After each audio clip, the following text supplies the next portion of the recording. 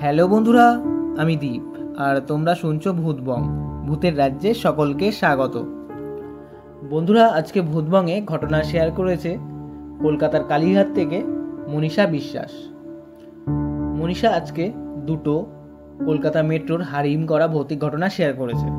সেই দুটো ঘটনা শোনার আগে বন্ধুরা, তোমরা যারা এখনও পর্যন্ত ভূতবং চ্যানেলটিকে সাবস্ক্রাইব করোনি তারা সাবস্ক্রাইব করে দাও, আর পাশে থাকা বেল আইকনটিও ক্লিক করে রেখো, যাতে ভূতবংয়ের ঘটনা আসা মাত্রই তোমাদের কাছে নোটিফিকেশন পৌঁছে যায়।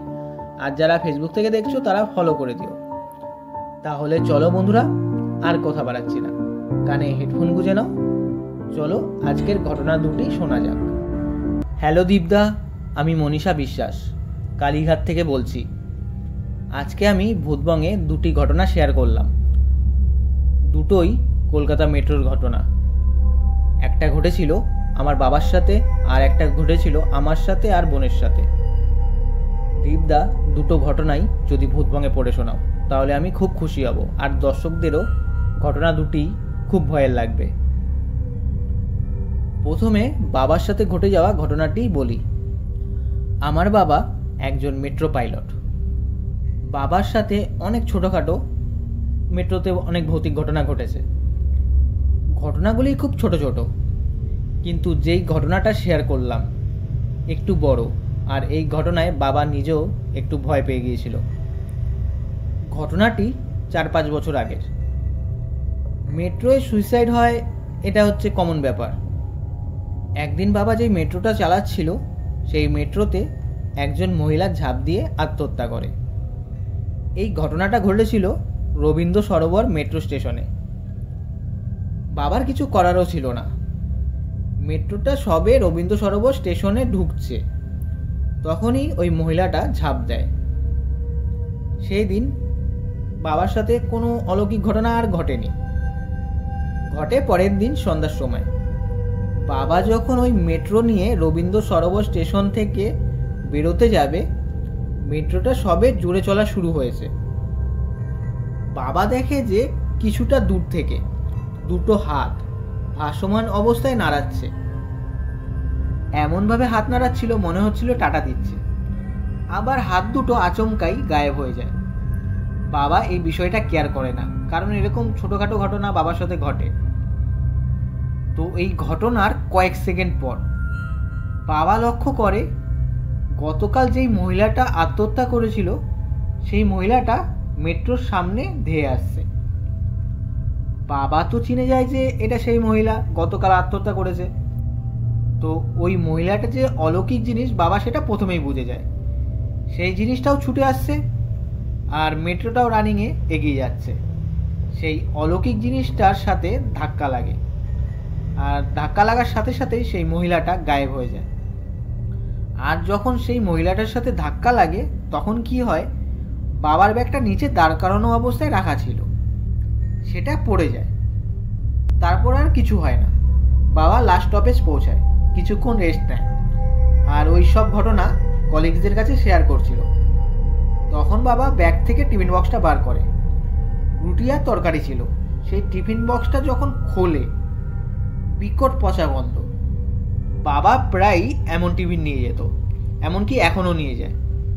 তো হঠাৎ তরকারি আর রুটি দুটো দিয়েই পচা গন্ধ বেরাচ্ছে। ধরলাম তরকারিটা নষ্ট হয়ে গেছে তাই গন্ধ বেরাচ্ছে, কিন্তু রুটি কিভাবে পচে? রুটি শক্ত হয়ে যেতে পারে, কিন্তু রুটি দিয়েও পচা গন্ধ বেরাচ্ছে। তো বাবা বলে আর খাওয়া যাবে না এইসব। তখন কলিগরা বলে হ্যাঁ ফেলে দে।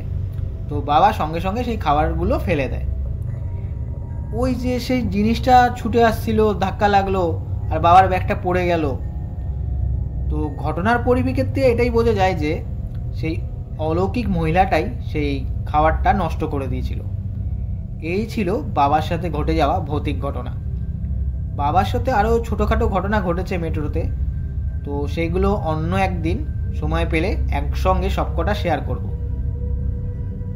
এবার আমার সাথে আর বোনের সাথে ঘটে যাওয়া ঘটনাটি শেয়ার করলাম। ঘটনাটি গত বছরের নভেম্বর মাসের। আমি আর বোন স্প্ল্যানেডে যাই শপিং করতে, তারপরে একটা রেস্টুরেন্টে যাই, আর সেখানেই লেট হয়ে যায়। রাত তখন 9:30। স্প্ল্যানেড থেকে আমরা মেট্রো ধরি। মেট্রোতে খুব একটা লোকজন ছিল না। আমরা যেখানে ছিলাম সেখানে দুটো আরও মেয়ে ছিল, আর বাদবাকি সব ছেলে। কালীঘাট পৌঁছাই। যে আমি আর বোন মেট্রো থেকে নামতে যাব, দেখি আমাদেরকে সরিয়ে পেছন থেকে একজন মধ্যবয়সী মহিলা রীতিমতো ধাক্কার মতো দিয়ে হেঁটে জোরে বেরিয়ে গেল। আমি বলি, কি আজব মহিলা, ভিড়ভাড়টা নেই, তার মধ্যে ঠেলাঠেলি করছে। আমরা কয়েকটা স্টেপ ফেলি।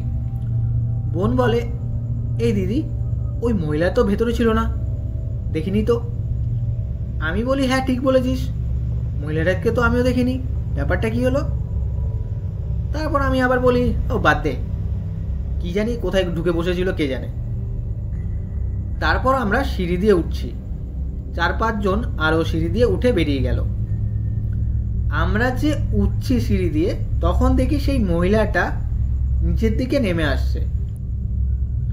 এবার ওই মহিলাটা ওই তাড়াহুড়োভাবে নামছে না, একদম খুঁড়িয়ে খুঁড়িয়ে আস্তে আস্তে। আর যখন মহিলাটাকে আমরা মুখোমুখি ক্রস করছি, তখন মহিলাটা কেমন যেন একটা বিকট হাসি দিল। ওই দেখে আমি আর বোন দুজনকে দেখছি। আমি আর বোন ওই মহিলাটাকে ক্রস করে 3টে স্টেপ উঠিনি, মানে একদম গেটের সামনে চলে এসেছি। আর ওই মহিলাটা নিচে নামতে অনেকটা স্টেপই যেতে লাগবে। আমি আর বোন দুজনই একটু রেগেই পেছনের দিকে তাকাই, দেখি পেছনে মহিলাটা নেই, উধাও পুরো। যেখানে আমরা মাত্র 3খানা স্টেপ উঠেছি, সেই জায়গায় অতটা স্টেপ নিচে মহিলাটা কিভাবে গেল। তারপর মেট্রো স্টেশন থেকে বেরোই, দুজন আলোচনা করি কি হলো এই ব্যাপারটা। দুজনই আন্দাজ করি যে আমাদের সাথে অলৌকিক ঘটনাই ঘটে গেছে। বাড়ি ফিরি। আমি যখন হুডিটা খুলি, দেখি আমার বাঁ হাতের অসংখ্য নখের আঁচড় আর জ্বলছে। মা বলে, এটা কি হয়েছে তোর? আমিও প্রথমে বুঝতে পারছিলাম না যে কিভাবে হলো এরকম। তারপর বোন বলে, দিদি তোকে ওই মহিলাটা বাঁ হাতেই তো ধাক্কা দিয়েছিল। এই কথা শুনে মা বলে, কোন মহিলা আর কেন ধাক্কা দিল? তখন আমরা পুরো ঘটনাটা বললাম যে এই ঘটনা ঘটেছে। আর এই ঘটনা শুনে তো মা খুব ঝাড় মারে। প্রথমে বলে যে আরো লেট করে ঢোক বাড়িতে, তোরা তোর বাবার মুখে এত ভৌতিক ঘটনা শুনিস, তাও তোরা এরকম লেট করিস। আমরা নিজেরাও ভাবতে পারিনি যে আমাদের সাথে এরকম অলৌকিক ঘটনা ঘটে যাবে। তো এই ঘটনার পর আমাদের মধ্যে একটা মাথার মধ্যে একটা প্যানিক কাজ করে। আমি, বোন, এমনকি মাও ওই সন্ধ্যে 7টা, তারপরে আর কেউ আমরা মেট্রোতে যাতায়াত করি না। দীপদা, এই ছিল ঘটনা। এরপরেও আরও ঘটনা লিখে পাঠাবো যেগুলো আমার বাবার সাথে ঘটেছিল। তো ঘটনা দুটি ভূতবাঙে পড়ে শোনালে খুব খুশি হব। বন্ধুরা, আজকের ঘটনা দুটি কেমন লাগলো আর কোন ঘটনাটা বেশি ভয়ানক লাগলো কমেন্টে জানিও। আর তোমরাও যদি ভূতবাঙে ঘটনা পাঠাতে চাও, তাহলে আমাদের ভূতবাঙের ইমেল আইডি bhutbangofficial@gmail.com পাঠিয়ে দিও। তার সাথে সাথে আমাদের চ্যানেলের ডেসক্রিপশনেও আমার ফেসবুক আইডি দেওয়া আছে, আমার ফেসবুকেও ঘটনা পাঠাতে পারো। তো বন্ধুরা, আজকের জন্য এটুকুই। Tata, by.